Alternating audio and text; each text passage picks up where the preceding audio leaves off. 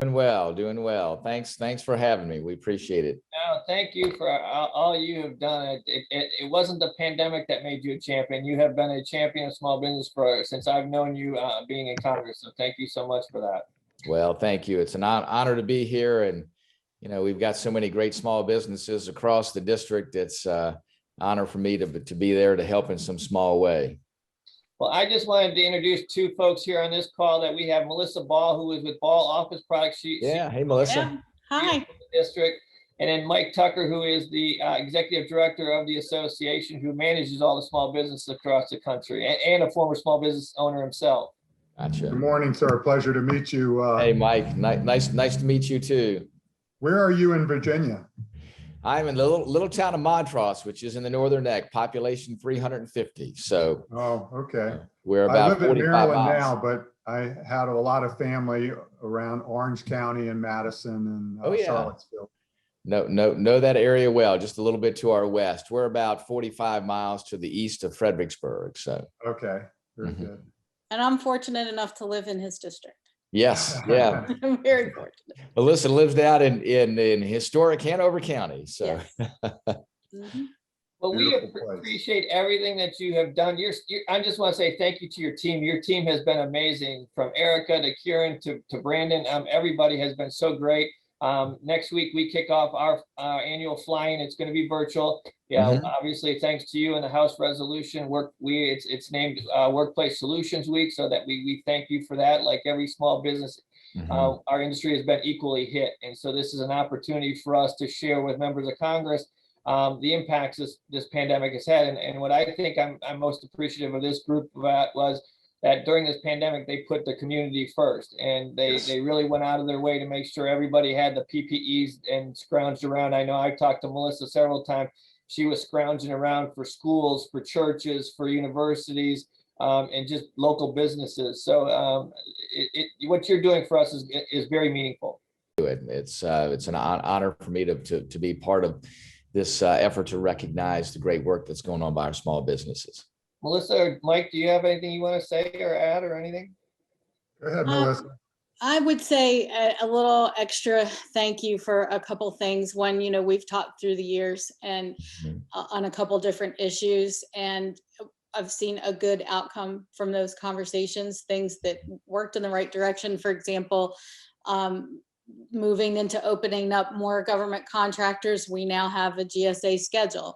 And that was something that took many, many years. Well, it came to fruition. So I'm thankful that the federal government opened up to allow more people back into that, more companies back into that pool. Another thing that I would say that I found interesting during the pandemic, a story from your office, one of your staffers, it could have been your chief of staff now, I don't remember. It was a lady that I talked to in the midst of the highest point of this beginning phase of the pandemic, called because one of your neighboring offices, a congressman in Texas, had a very desperate situation in their district, needing nitrile gloves, surgical gloves that were a certain length of the arms. That they called your office called me.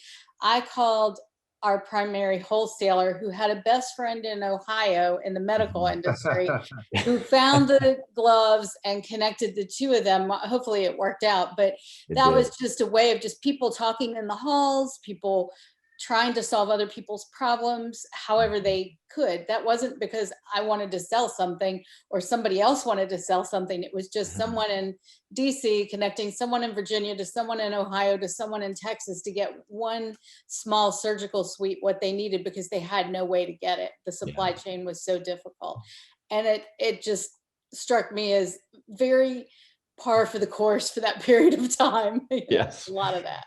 Yeah, there was a lot of direct communications that normally with the quick pace of life many times don't happen, but everybody was looking for ways to help. So your office was looking out for people all over the country too, and that's to be commended. So well, we were glad to do it. Honored to be part of that.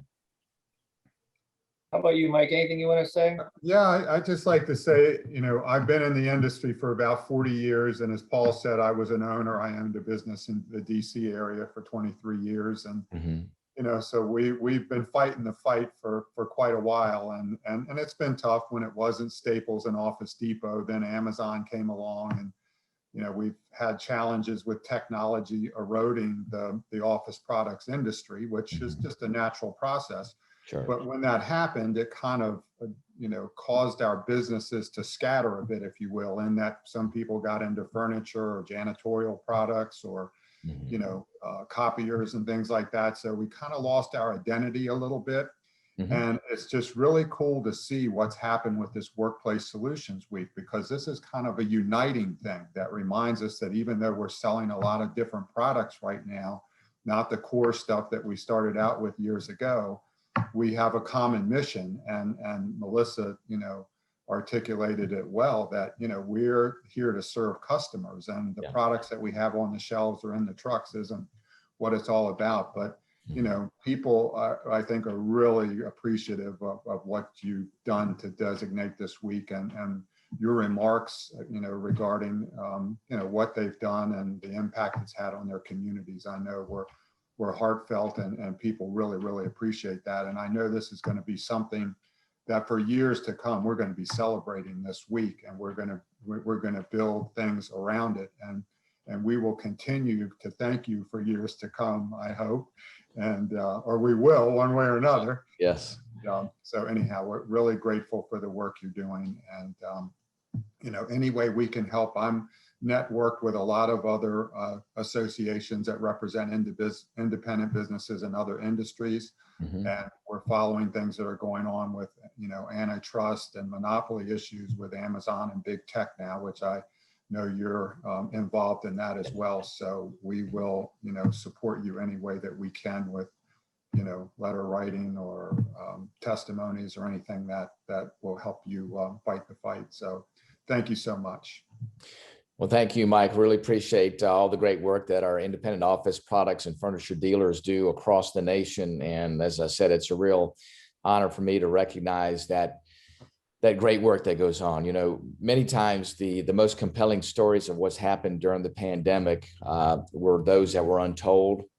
Just as Melissa pointed out, it's the little things where you're looking out after your neighbor, you're looking out after helping a small business through a really trying time through the pandemic. So we just wanted to make sure that people recognize the tremendous service and sacrifice of folks in our small business realm, and made sure that we understood how incredibly important they are to the nation, and just take a few moments to recognize that. Well, Congressman, I know how busy you are. Again, I just want to say a huge thank you. As Mike said, this is a week we will remember for a long time, and it'll be because of you. And I was remiss, and I forgot to mention a special thanks to Sarah on your staff too. Your entire team has been amazing. And so I want to thank everybody from that standpoint. I know I've reached out to your office during the pandemic and things like that for issues that we've been working on, and always a return phone call, email, and always willing to help. So thank you and your entire team for everything that you do for this country. Well, listen, we're glad to do it. It's an honor. Whatever else we can do, please stay in touch with us. We appreciate it.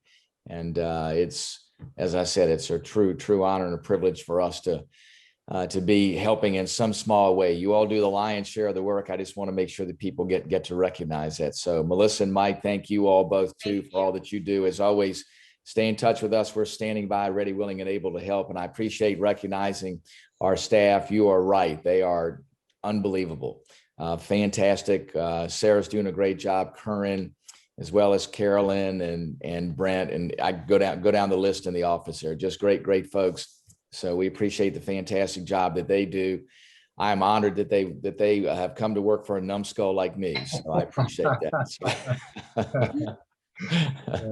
Well, we appreciate it. So I know you've got a busy day. So thank you so much for taking the time this morning to recognize these two outstanding individuals in the small business community. Thank you. Thanks you again. very See you much. back in the Very district. grateful.